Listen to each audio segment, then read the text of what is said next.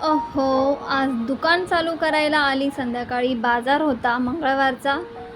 पण हे काय बाहेर पाऊस चालू होता. त्यामुळे दुकान तर काही लावता आलं नाही. आजच्या बिझनेसची वाट लागली आहे पावसामुळे.